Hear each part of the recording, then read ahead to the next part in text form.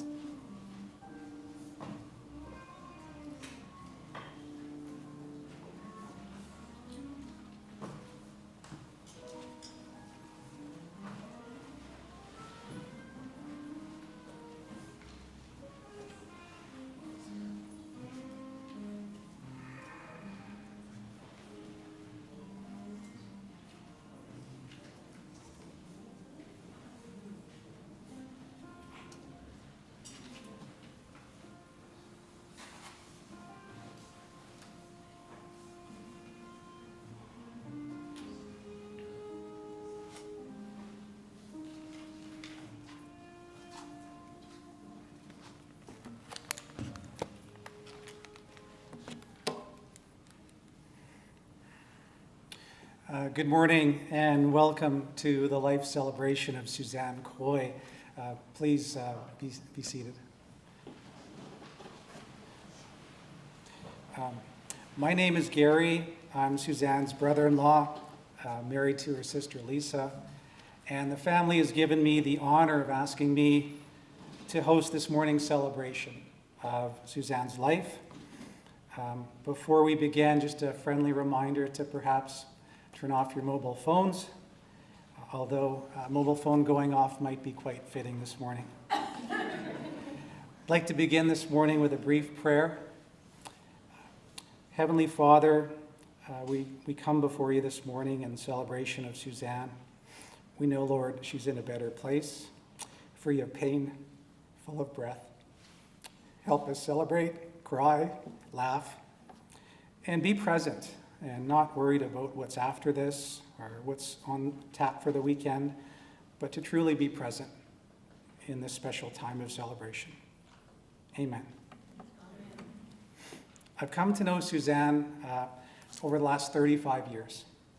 And over that time, I've come to appreciate her as perhaps the most creative, flamboyant, unpredictable, original, and thoughtful person I've ever known. She always had my back, often taking my side over our marital quarrels, much to the chagrin of Lisa. I've never quite met anyone like her, and I think a lot of you would probably say the same thing. I remember asking Lisa when we first married, "Do you notice your sister doesn't really say hello when she phones here?" She called today and just launched into some story mid-sentence. "Well, anyways, this happened." It took me a few minutes to determine who was actually calling, but I soon got much better at determining when it was Suzanne. I affectionately referred to her as Lisa's weird sister, who would commonly burst into our home unannounced, usually carrying a moonshine jug of some murky health juice, and wanting me to try it, and would soon be holding court with the most interesting story. Well, she converted me, and now I'm the one carrying the weird homemade juice. These are just a few of the things that happened with Suzanne and I that I would file under strange but true. Although we didn't normally exchange gifts, one day for my birthday, she presented me an extremely colorful and rather shiny disco-like shirt. I thanked her for the thoughtfulness, but when I saw it was a medium, I told her it wouldn't fit and perhaps I could exchange it for something more my size. She quickly explained that where she got it, there were no exchanges, but she would find a good home for it. 2 weeks later, Suzanne showed up at an event wearing the shirt. I asked her, I'm like, "Is that the shirt you gave me 2 weeks ago?" She said, "Well, it was a good shirt. I wasn't going to let it go to waste." Another time when she lived in Vancouver, she made time to meet me while I was traveling for business. We went for dinner at a Japanese shogun type place where they artfully grill the dinner in front of you. And when I complained to Suzanne that one of my appetizers was just a little too out there, rather raw and slimy for this kid from Alberta, she proceeded without hesitation to pick up said food, toss it into the air, and I swear it was in slow motion as it hit the sizzling grill, much to the shock of myself and the chef. She casually simply asked him, "Do you mind grilling that up for him?" The last time I saw Suzanne was just 4 days before she passed. She was at our home having lunch our daughter Jasmine had prepared for her, and was actually rehearsing lines with our other daughter Isabel for an upcoming role she had secured in Murdoch Mysteries, passionate about her craft until the end. She soon found herself in the middle of a heated argument between myself and my son about chores not being done, and that breakfast isn't at 3 p.m.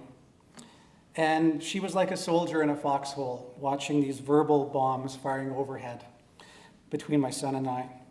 Suzanne calmly looked at both of us, held her hands in the air, and said, "Okay, now how do we get back to love?" Well, Suzanne, it took about 3 days to get back to love, but we got there. And that's perhaps what I'll remember most about Suzanne, is her message and belief that love can conquer all, and that friends and family connections are really all that really matters. I'd now like to introduce Suzanne's sister Frances to lead us in How Great Thou Art, verses 1, 2, and 4.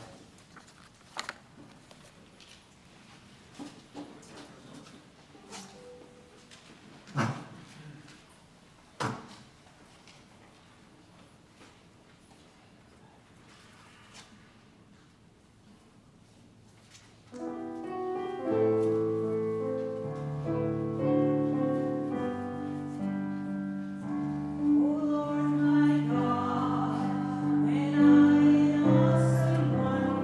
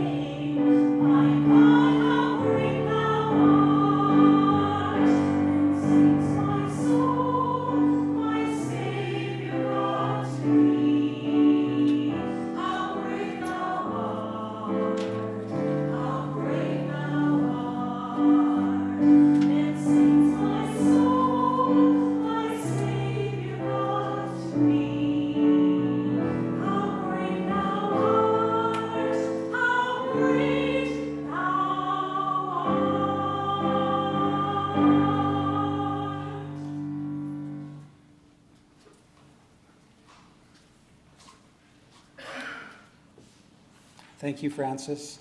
I'd now like to welcome to the podium Chris, Suzanne's brother, for some reflections.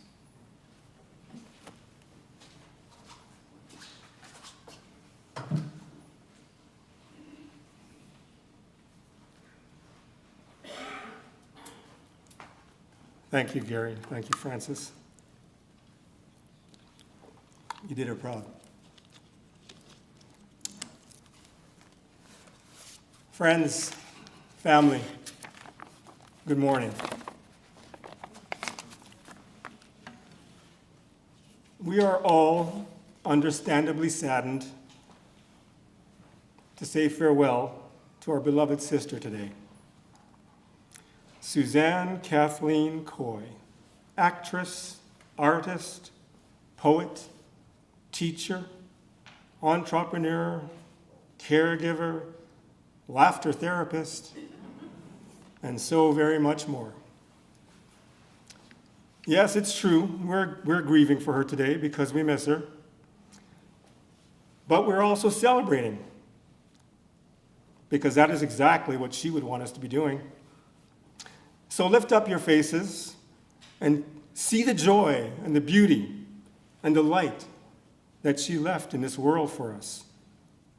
Let's all try to smile and be happy today for her. And let's laugh a little. It is truly what she would want us to do. Though I'm greatly honored that my sisters have asked me to deliver this message, I'm also feeling completely inadequate to the task. I mean, how do you capture the essence of a life that was so overwhelmingly full and rich, and that profoundly touched literally thousands of people from all walks of life, all over the world? How do you do justice to the incredibly creative talent with which she was gifted, and which she simply refused to leave lying on a shelf in order to lead a life, the normal life that so many of us choose? That's not her. That's not who she was. She was an extraordinary person who had an extraordinary life. She gave so much of herself to so many. Who could possibly articulate all of who she was and all that she gave to this world? How can I do her justice? I know it's an impossible task, but please bear with me, and I'll try. My sister was constantly giving all that she could of herself to enrich the lives of those around her, even total strangers. Perhaps the most poignant example of this is the manner in which she lived with and cared for our aging mother as she sank deeper and deeper into the brutal grip of Alzheimer's disease. Suzanne was always there for her, brushing her teeth, combing her hair, bathing her, feeding her, ensuring she was as comfortable and happy as possible. And she did that important and difficult work with tremendous energy and joy. I never once, not once, did I hear Suzanne complain in the slightest way about taking such meticulous care of our mom. Even when mom began to need round-the-clock attention, and despite the toll it was taking on her own health, Suzanne did not want to have mom moved anywhere else. It was her mother. It was her responsibility. No one else could love her like that.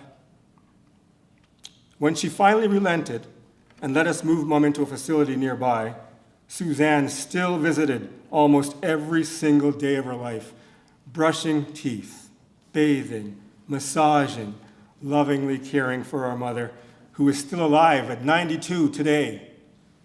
And I think that's largely because of Suzanne. To many people, me included, Suzanne was a total mystery. She had her hand in so many projects, endeavors, and ventures, and she connected with so many people from all walks of life, wherever she went.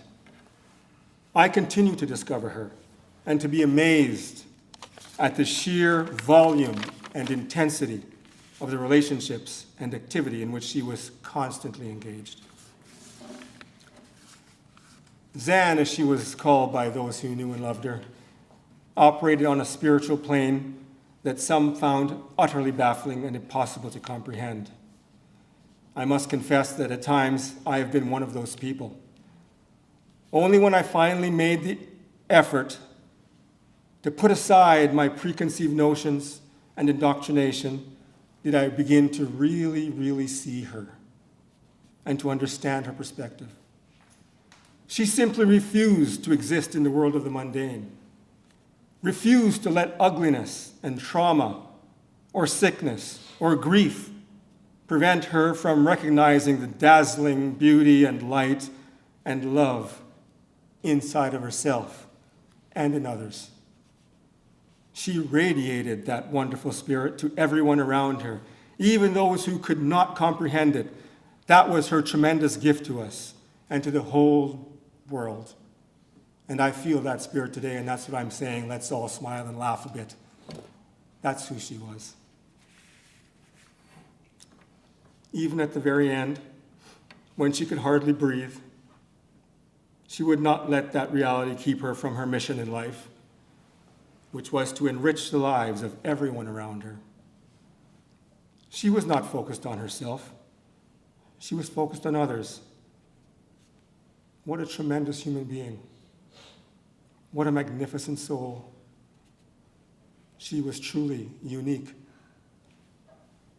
I am so blessed, so very blessed to have been connected to her. How I so deeply wish I had never, ever taken her for granted, as I so often did. Though she forgave me for that, and she loved me anyway.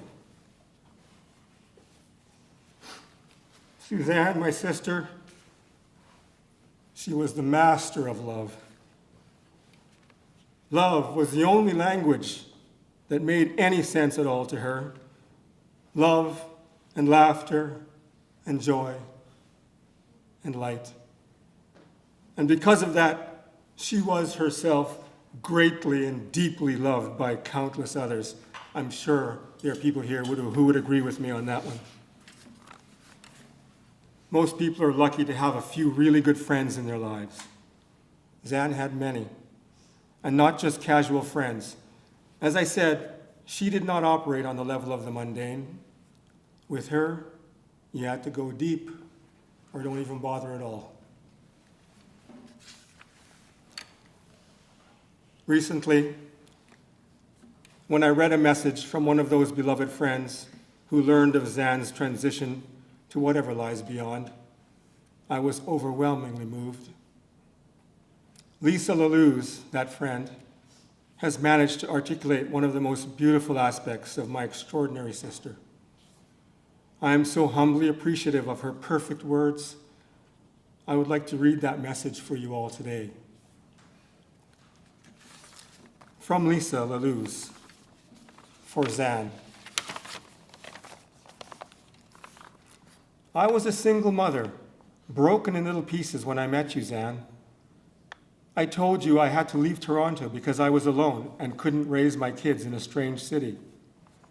You didn't even know me, and you said this. You said, "Girl, you are surrounded by angels. You are not alone, and I'm going to mentor your kids." And you did. You always did what you said you would, Zan. You showed me more interest, loyal devotion, and care than anyone had in my entire life. Oh, Zan, you walked the walk and talked the talk. I had heard bullshit every day of my life about sisterhood and kindness. In fact, I received the exact opposite of that, up until the day that I met you, Zan. You gave me your strength and courage when I had none. You fought for me and defended me day after day after day. You really ruined my life in a way, because everything was gray compared to you. My beautiful Zan, you blinded everyone with your bright light and shook the foundations with your roaring laugh. And my God, how you offended everyone with your no-filter wit. very few really understood you. I know people with doctorates and all kinds of titles and distinctions. I know celebrities and billionaires, and not one of them compares to you, Zan. Not one of them possesses even a fraction of what you had to offer that makes this world worth living in. Oh my God, what an angel has left us, and how the world looks so very gray to me again. Dear Zan, please shine your light on me from wherever you are. We had so much left to do, you and me. In Hebrew, Zan means sustenance and nourishment. How astonishingly perfect and accurate a name for you. You fed our hearts and souls with your beautiful poetry and brilliant philosophy. Because of your humility, everyone seemed oblivious to the absolute exquisite genius of you, the audacity, tenacity, and sanctity of you, the truthfulness, generosity, and integrity of you. So ahead of your time. You were steadfast and devoted to improving the human condition and asking for nothing in return. You are truly deserving of every medal of honor and achievement this country has to offer. Tirelessly and endlessly devoting yourself and offering every kind of assistance to anyone and everyone from every background until your dying breath. Zan, you were the epitome of hope and showed us how to make an impossible life possible. Zan, you were auntie to my daughters. You were my soul sister. You were my heart. I have to believe that you will be my angel from above, else I break into little pieces again. May your light shine bright eternally. Thank you so much, Lisa Lalouse, for those impactful words. And thank each and every one of you. Thank you all for loving our sister and for coming to honor her and celebrate her life with us today. Thank you.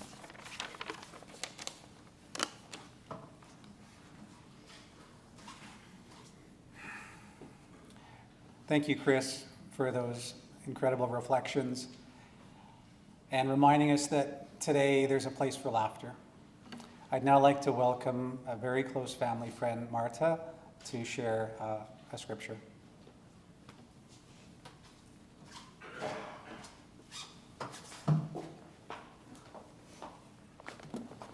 A reading from the book of Psalms. Praise the Lord, my soul. All my inmost being, praise his holy name. Praise the Lord, my soul, and forget not all his benefits, who forgives all your sins and heals all your diseases, who redeems your life from the pit and crowns you with love and compassion, who satisfies your desires with good things so that your youth is renewed like the eagles. The Lord works righteousness and justice for all the oppressed. He made known his ways to Moses, his deeds to the people of Israel. The Lord is compassionate and gracious, slow to anger, abounding in love. He will not always accuse, nor will he harbor his anger forever. He does not treat us as our sins deserve, or repay us according to our iniquities. For as high as the heavens are above the earth, so great is his love for those who fear him. As far as the east is from the west, so far has he removed our transgressions from us. As the Father has compassion on his children, so the Lord has compassion on those who fear him. For he knows how we are formed. He remembers that we are dust. The life of mortals is like grass. They flourish like a flower of the field. The wind blows over it, and it is gone, and its place remains no more. But from everlasting to everlasting, the Lord's love is with those who fear him, and his righteousness with their children's children.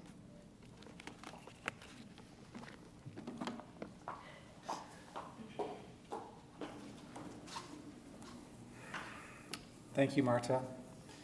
And now to share a tribute to her sister, I'd like to call upon Maria.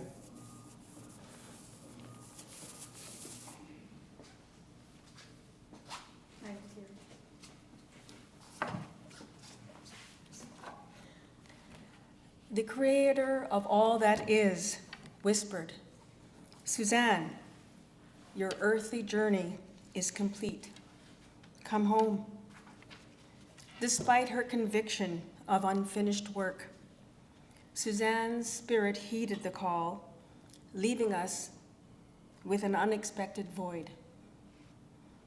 We now bear the weight of her absence. Suzanne Kathleen Coy, born at St. Joseph's Hospital in Kingston, Jamaica, on November the 12th, 1962, graced our world with her beautiful presence. Suzanne spent her early days in Monimusk and Lioneltown in the parish of Clarendon. According to her own recollections, she sang all day long instead of talking at our sugar cane plantation on which we lived. She also said that as a child in Jamaica, she thought that everything was alive and that everything was teaching her and blessing her. She stayed with our maternal grandmother and grandfather, Mama and Daddy, and with her favorite playmate and sister, Frances, for a year, while our mother studied to become a certified teacher in England. And then again, another year, when our mother, our father, Christopher, and I set up camp in the small town of Athabasca, Alberta, where even the polar bears don't go because it can get to -60. From the beginning of Suzanne's journey, her path was a tapestry woven with life's curriculum and benevolence. Her adventures led her from the Caribbean island to Athabasca in 1969. Athabasca, a 90-minute drive north of the northern capital of Alberta, was a place of cultural challenges that forged her unwavering voice. We were the only Black family from the Caribbean in this small Albertan town. We used to get asked if we lived in coconut trees, not to mention that we often got called the N-word. In the face of adversity, Suzanne found a new classroom where God hung out. He didn't tell her, "Sit down and shut up." He actually told her, "Speak up. I want to hear you from the balcony." So, in grade 9, Suzanne found theater in Athabasca. And every year, she won Best Actress in the entire province. In fact, this little Black girl from the islands was even cast as the whitest, toughest crime mama of all times. She played Miss Jane Marple. "My name is Jane Marple. Gardening is one of my hobbies. Murder is another." She ventured to National Theatre School in Montreal, emerging victorious among hundreds, securing one of the 12 coveted spots, showcasing her as an actress of unparalleled talent. Her career transcended borders, gracing film, television, and live theater in Canada and the US, captivating audiences with her 30 different dialects. I can do one or two, maybe. Comedic prowess, and emotionally charged performances that would move us all to tears. In addition to her stage work, including a couple of comedic one-person shows, Suzanne had numerous TV and film credits. You may have seen her in a series as a series regular in King, the trend-setting police drama.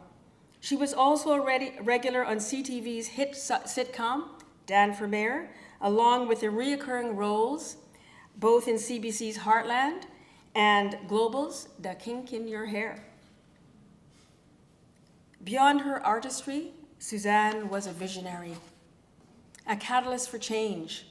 She championed green energy and community transformation through Act From Your Heart Productions. She was also an astute networker, adept at closing deals and connecting people for mutual benefit. This was all part of her vision for filmmakers, corporations, and change agents to collaboratively enhance our environment and raise our individual consciousness. Suzanne believed in expanding our capacity for humor and joy, both through her comedic parodies and her laughter certification courses. She actually taught you to laugh for no reason. She was a sought-after acting coach and mentor, weaving her wisdom both on and off film sets. She believed it was time for artists to usher in a new star system, not one rooted in egotism, but in the transformative power of storytelling. Suzanne invested profoundly in her nieces and nephews, her surrogate daughter, Faith Ann, along with numerous other children, youth, and young adults. She witnessed my son Kyle's birth and Lisa's son Isaac's arrival. Playing with her nephews, nieces, and Faith Ann was a joyous endeavor, much like her playful interactions with our baby sister Lisa in our Athabascan home. She provided therapeutic mediating gifts and spiritual teachings on living consistently in the ethic of love. When Suzanne stayed briefly with my family after leaving California, her nurturing energy and creative games became cherished memories for my children. Suzanne always found innovative ways to teach children through play, exemplified by her fondly remembered game, Naked Bushman, with Aaron, Kyle, and Quentin. She turned bath time or any childhood chore into a laughter-filled connection. Since my boys often didn't like their baths and certainly didn't like to go to bed, Suzanne would chase them around her house to catch one of them. Every time someone was caught, that person would have to take off one piece of clothing.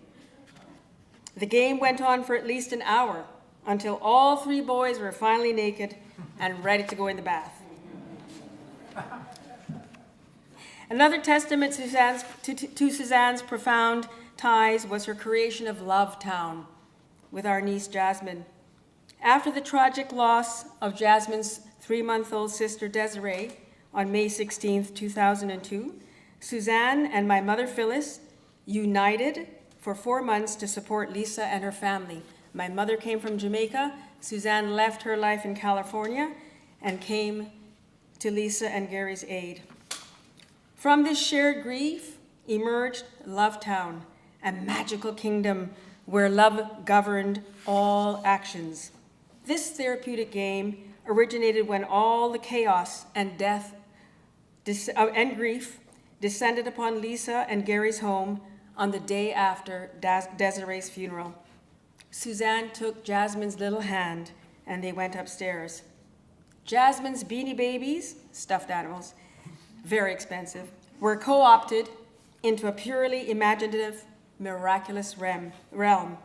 In Lovetown, everyone did everything with and for love. To live in Lovetown, you had to know the laws of love. The first one is, love is never lost.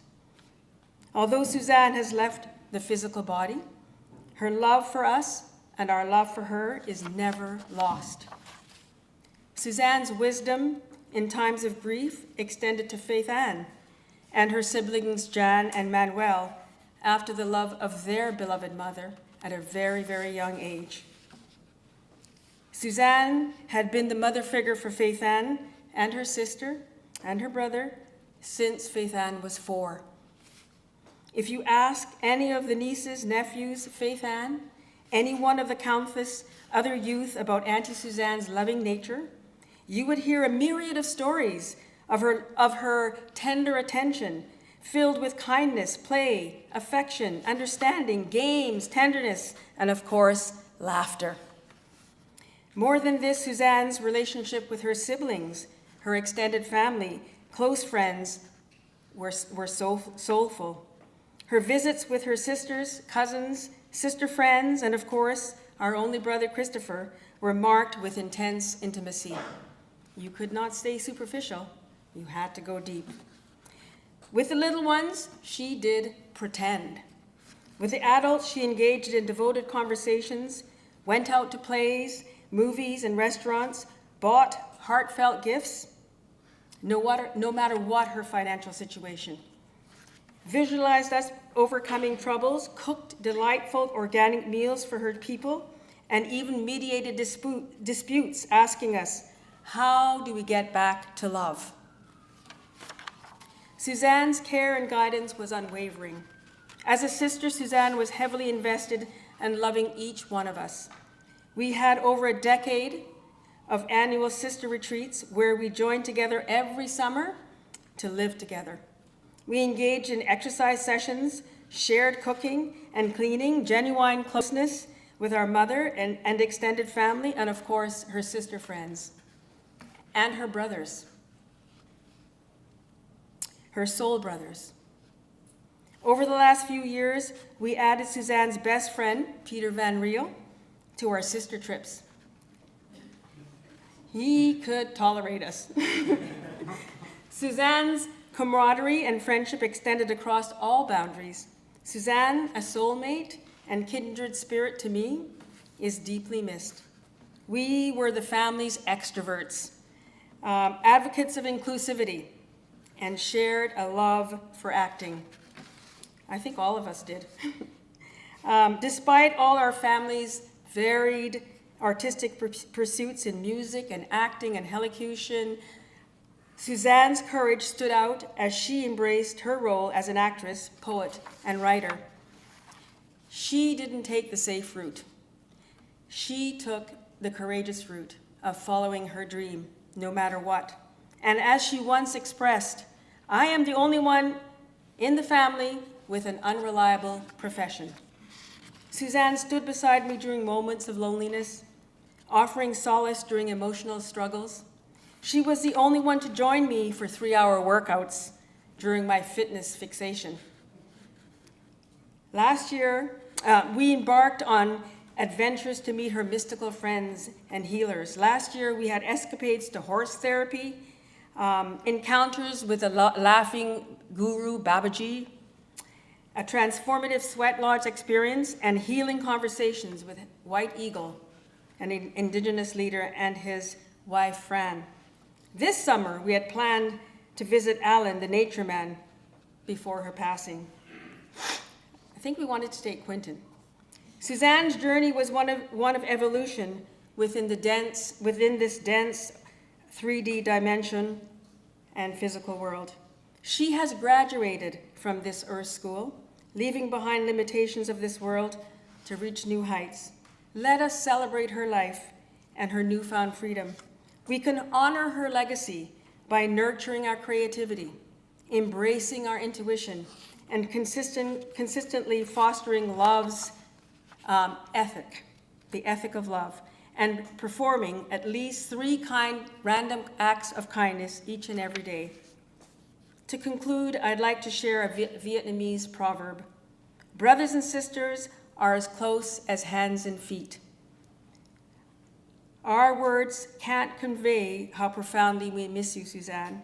Thank you for being a beloved sister and a friend. You will remain forever in our hearts.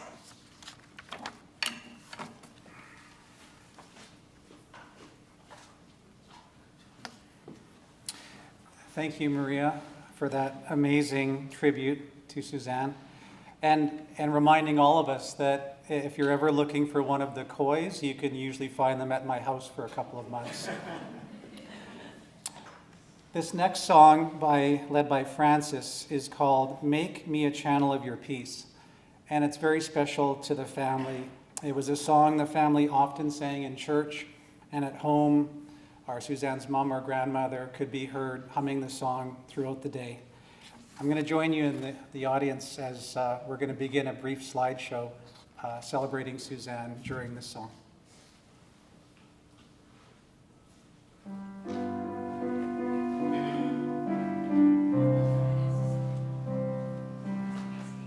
Make me a channel of your peace.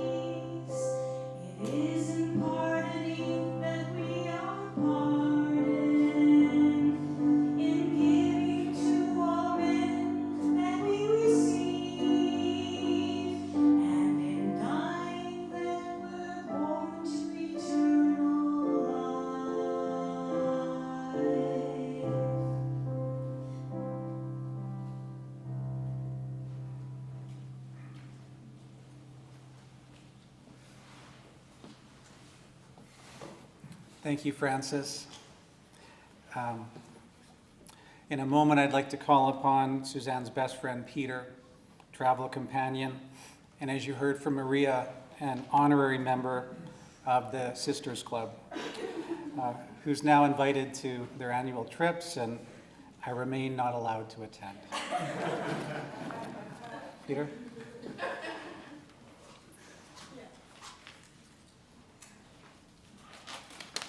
Well, thank you, Gary. Good morning, everybody. So I'm going to talk about Zan, how I think she would like to be remembered.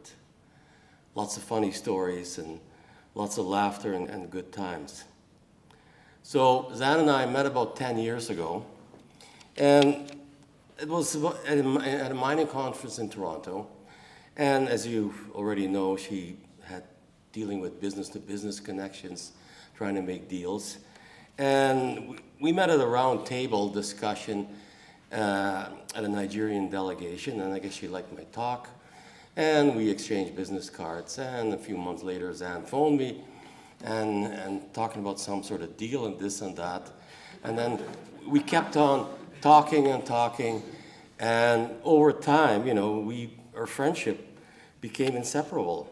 And it was kind of interesting, though, because I'm kind of the mad scientist, and she's the artist, so we're kind of polar opposites. But hey, it all worked out fine, so that's the important thing.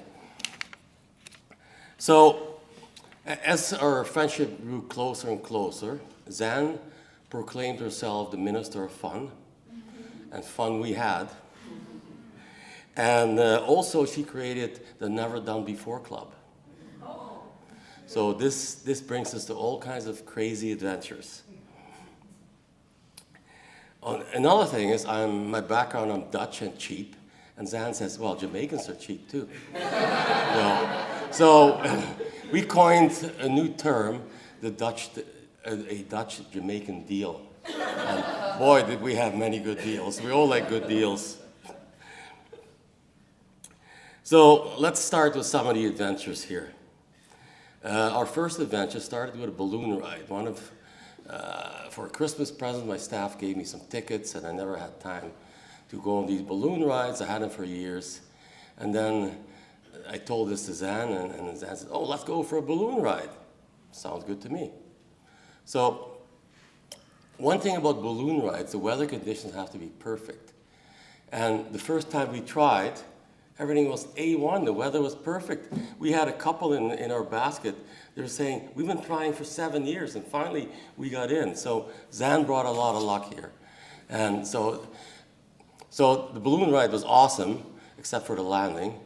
The basket we were in landed on the side. So Zan was laying on top of me. But it all worked out okay. So before I continue with more adventures here, Maria also mentioned about the Sister Club. And I'm very proud of this, that I was an adopted sister, and part of the sister vacations. And I'm the only guy that ever got admitted to it. So again, very proud of this, and I have to also mention that I never had any parts changed. I was still admitted. So also, before I continue with more adventures, a few words about Zan's kindness. Like I said, she was so amazing, and I've heard many people talking about this already. And this is just one of the many examples of Zan's kindness. Often I'd fly to Toronto for business, and there was some sort of mess up with the flights, and I get in at 1 or 2 o'clock in the morning, can't get a rental car. Of course, you know, I'd phone Zan, oh no problem, I'll pick you up, and you just use my car. I mean, this is the kind of person Zan was.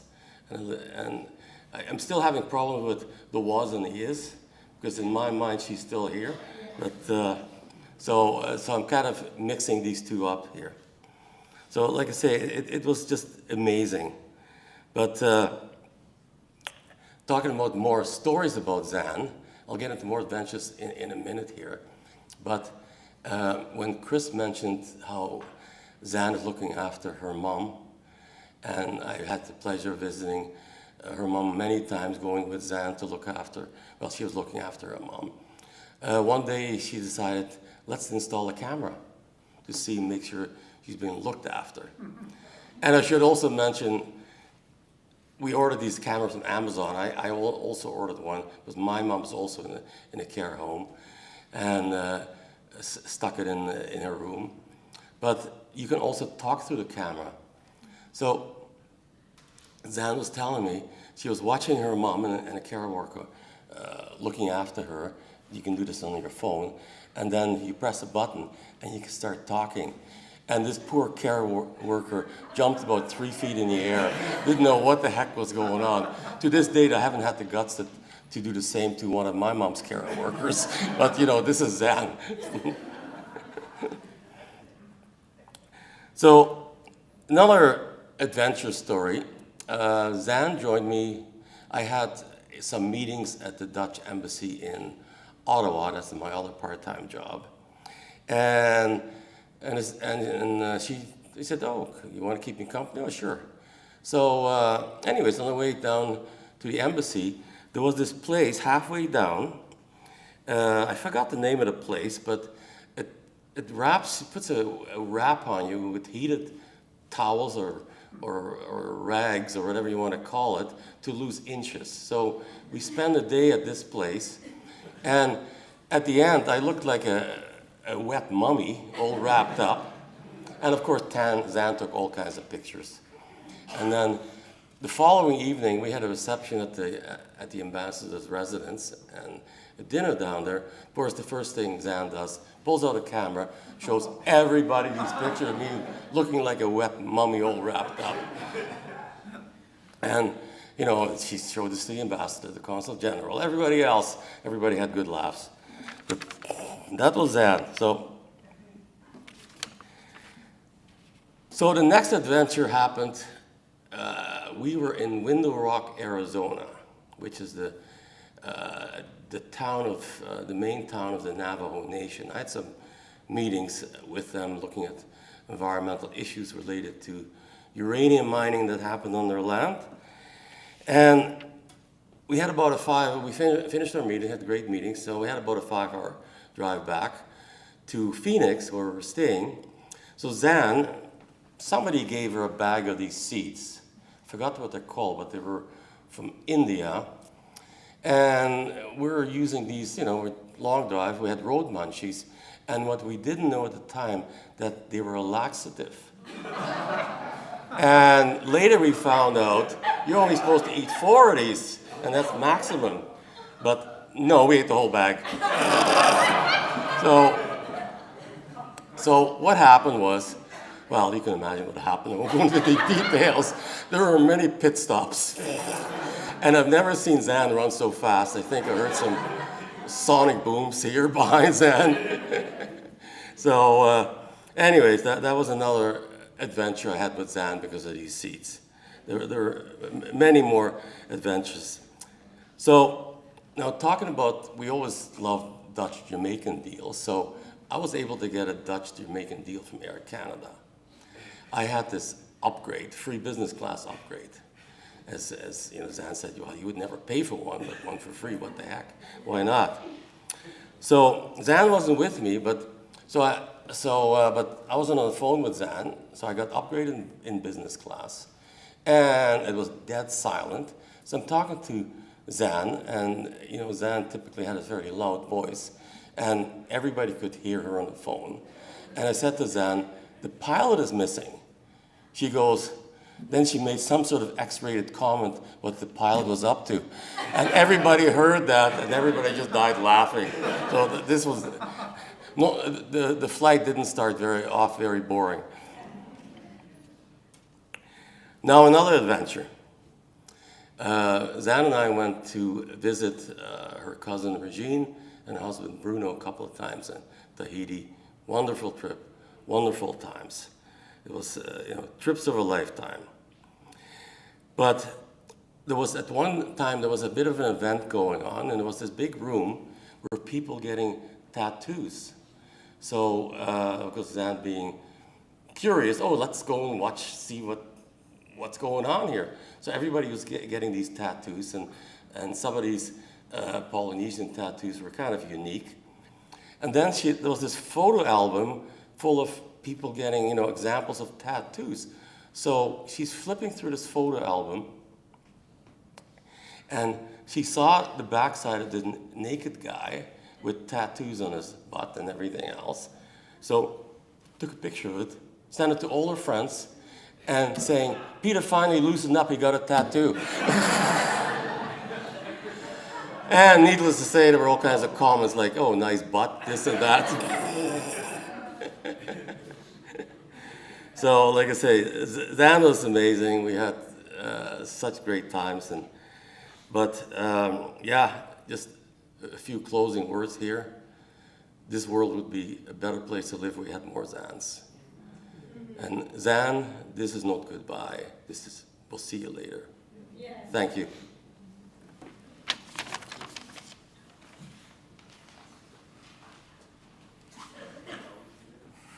Thank you, Peter. We'd now like to call upon Suzanne, one of Suzanne's nieces, Jasmine, also our daughter.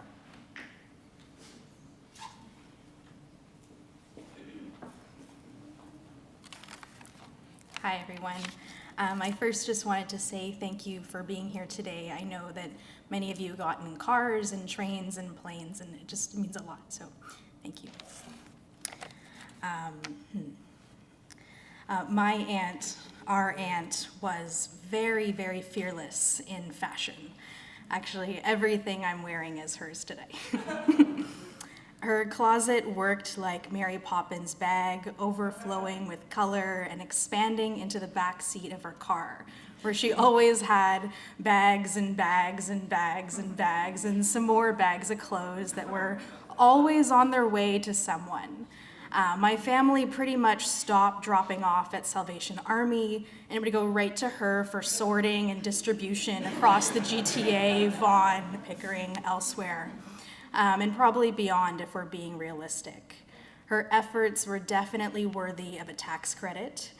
For her, there was no such thing as too much or too far or too inconvenient.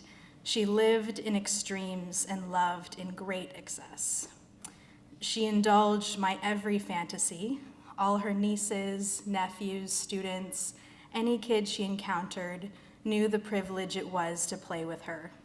She was the best, inventing entire worlds, embodying any character, showing off dialects, both real and imagined.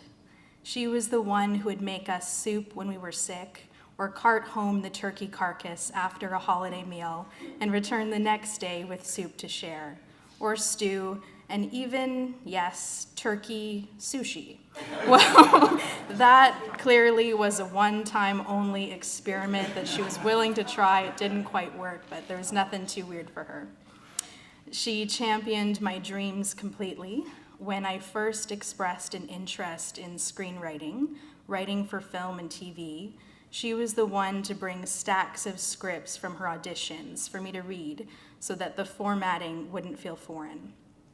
We'd sit at the kitchen table, reading through scenes from Degrassi. She knew that was my favorite. When I started writing, preparing a portfolio to apply for university, she connected me with a professional screenwriter who gave me a series of very helpful edits. She coached me through the intense, rigorous interview process and was completely unsurprised, though still delighted when I was admitted to the program. Over that summer, she again connected me with a director who was hired by my university to shoot a promotional video for the art department. For a week, I was on set with actors, dancers, musicians, cinematography students, and of course, writers. So when classes started and everything was so gigantic and new, I had all these cool third and fourth year students saying hi, hugging me in the hall, showing me where to go, and this thing that I had dreamed and really only talked about in secret at first with her really felt like it belonged to me. I wouldn't have been half as good or prepared then or now had it not been for her spectacular, immeasurable support and I know my siblings and her other nieces, Faith Ann, would all say the same. She made being brave feel easy. It's so easy to be brave when you already know you're loved like crazy. I loved her, and she knew that well. I told her all the time, and there's so much love still, that it just hovers above the great pain. Thank you.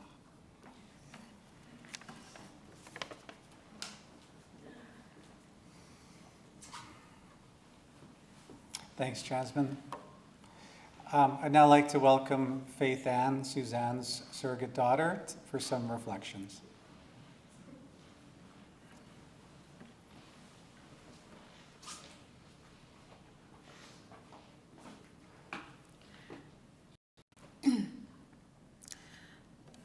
Suzanne said, last time I talked to her, she said we were the same. There is no one like Suzanne. As a kid, I was afraid because I didn't think anyone as magical as her should exist. I didn't understand it. And because she never aged, it scared me more. But she did exist. And in her words, she was high on life. I've never experienced the unconditional love that she showed me from anyone before. She said, if I only have a park bench, you can have the other side of the park bench. She made magical things happen all the time. She was the original task rabbit. She picked me up one day and took me to a farm, just a random day, and I rode horses, and then we went home, and that was just a normal day with her. She wasn't afraid of death or dying in this physical way. I wish she was more afraid.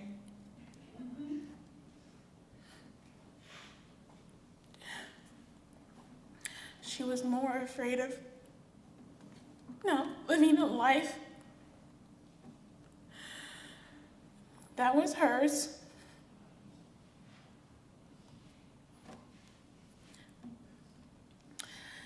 She said this life was a classroom. And I guess she learned her lesson.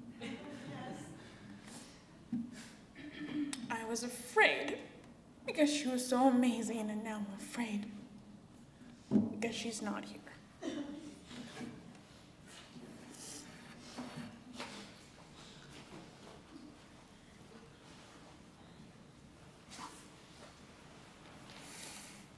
Thank you, Faith Ann. Among Suzanne's many talents was her passion for poetry. We've since found manuals of Suzanne's poems, and here to share just a couple wonderful examples is her baby sister, Lisa.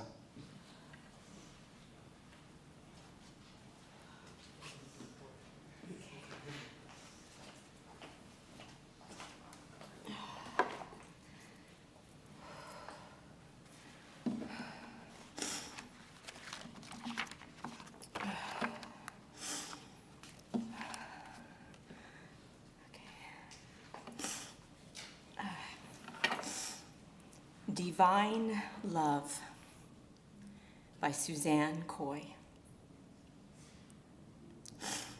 Something diamond precious, web delicate, eggshell fragile is forming in the crinkle of my smile, in the corner of my heart, and each time I meet your eyes, I feel it start and turn and stretch forward like a seed that is pulled through layers of darkness it is drawn toward the light by its own desire for the sun, fearless without a fight, true to its direction. It evolves to share its beauty with the waiting world. Keeping our eyes in present time, we synchronize like rhythm and rhyme, like notes aligning to form a harmony. The presence is always with you and me, allowing our hearts to be serving spirit, clear and free. You touch me with your becoming, and in you, I see myself succumbing to a greater hand. You listen and understand. I give you my golden words, and you let them fall upon your open heart, lighting the way to our great love. For upon our loftiest thoughts, we may build a bridge to heaven. And here shall we dwell. In the secret place most high, our hearts resting on eagle's wings as we fly toward the face of God in everything we see. If two minds surrender, if two hearts trust, if two spirits bold can dare to unfold a secret vision from a precious dream, shall a love resounding and clean become an actual place, a sacred space, a temple that gives glory to God.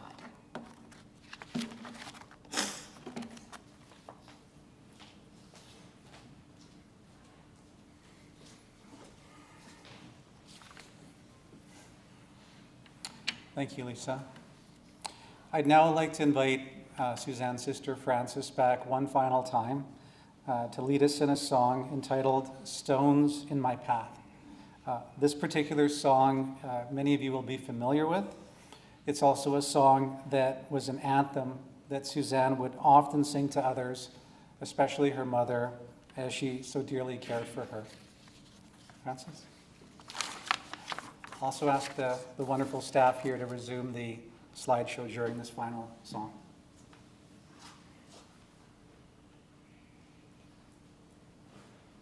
It's hard for me to stay centered in spirit all day. I find myself drifting away on my river full of worries for that day. Then suddenly some little thing will remind me that my heart should ever sing all the time, every moment that I live. I thank you for the love that you give. And I want to thank you for the sun as she shines. And I want to thank you for the flower on the vine.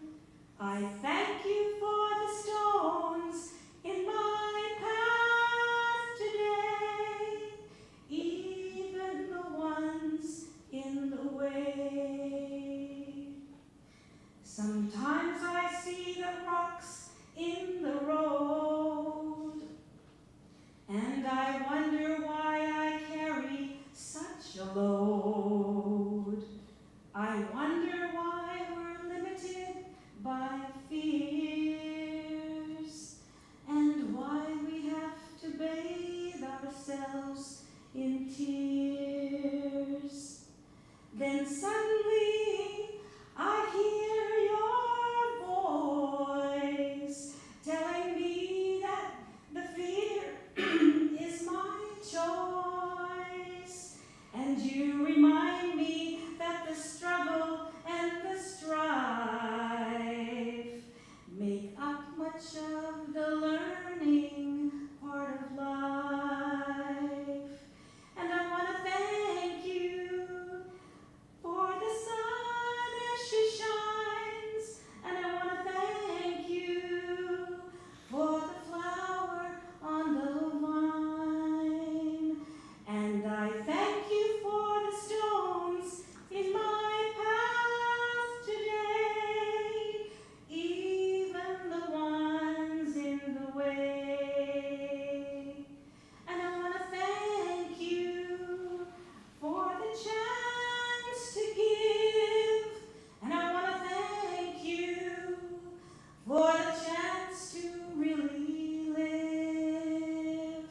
And I thank you for the stones in my path today, even the ones in the way. And I thank you for the stones in my path today, especially the ones in the way.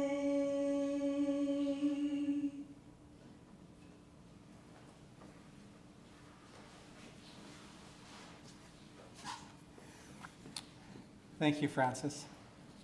As we're embarking on the end of our celebration here, a couple things before we have a final installment to share with you all. On behalf of the family, again, thank you so much for coming today. We'd like to extend a warm welcome to all of you that can make it to join us for reception, for some coffee, beverages, and some light snacks. And that address will be available in the lobby, but it's 5 or 8 minute drive from here. It's called Le Tresport at 1075 Queensway. And again, that'll be printed in the lobby, and talk to any of us. We'd love to have you join us. But the final words are going to be from Suzanne. We'll watch a film reel celebrating her over 4 decades of achievement in the arts. And following that, the family's chosen a song that'll be played that's quite meaningful to them and their heritage. And at that time, the terrific staff here will guide us out of this auditorium, where the family will go first and we'll follow. And then I guess I'd be part of that somewhere. And yeah, with that, I'll turn the final words over to Suzanne and enjoy just a sample of her amazing work.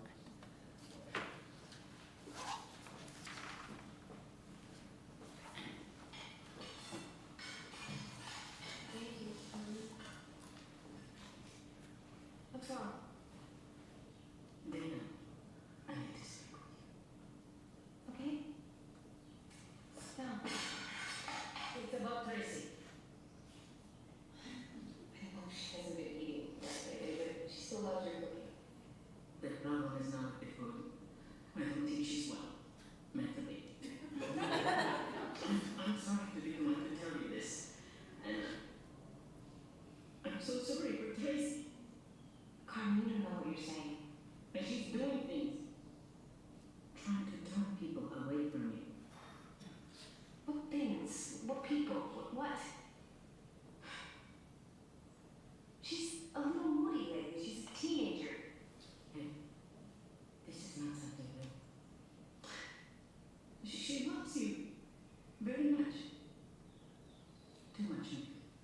So you're saying that a daughter loves her mother and you're turning it into something bad?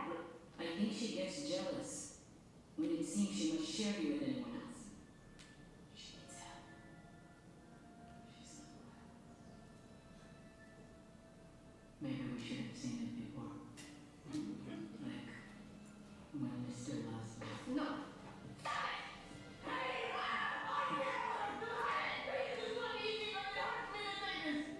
But please, listen to the truth.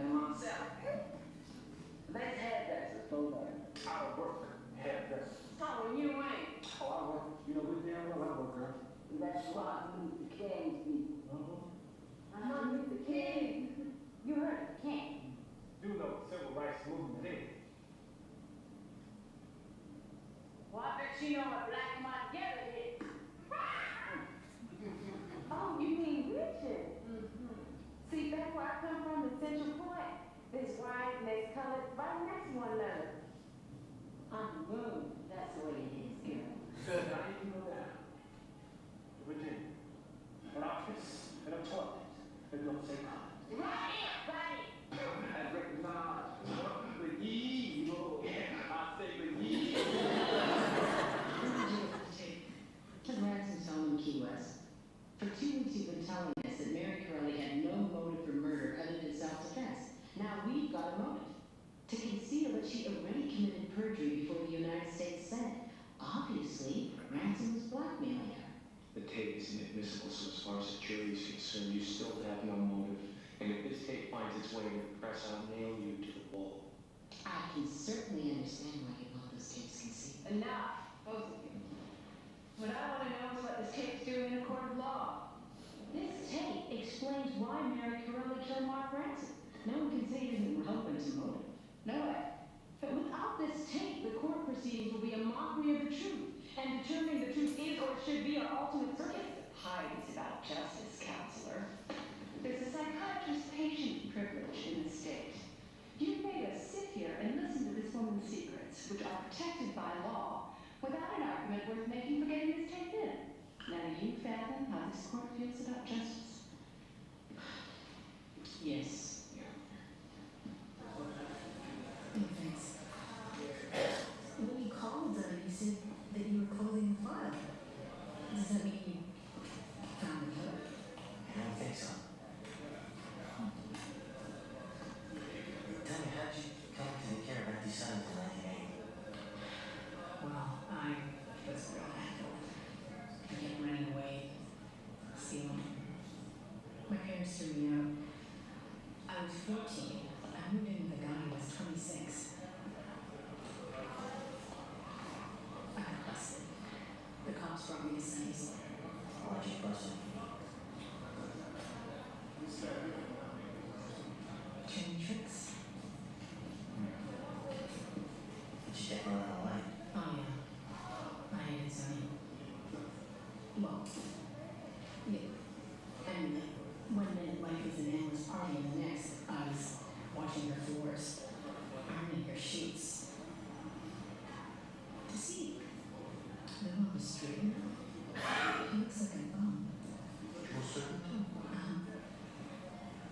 Were you too close? He was an angel. He was so cute. Funny. We used to call him Beaver. You know, like in the show. Yeah. He looks so different now. Well, yeah, my guy. I'm pretty different too. I used to be pretty hot stuff. That's, it's not good to be too early. Too much temptation.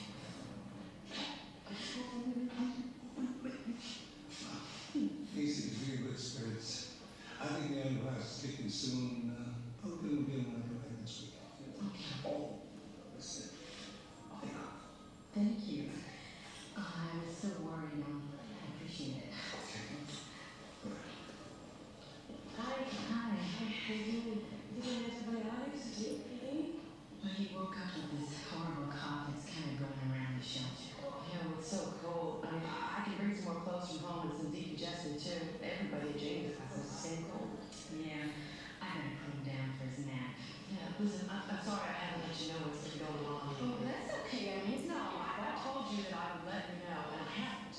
Look, did my references check out? Yeah, no, they did. It's just that the receptionist isn't leaving yet. Well, I mean, she's not definite when she's leaving, and Michael says that. It's okay. No, I mean, it's just, I mean, she is going to leave. They just don't know when. It's just a time thing. It's okay. I'll let you know as soon as I can. You did everything you could. I'm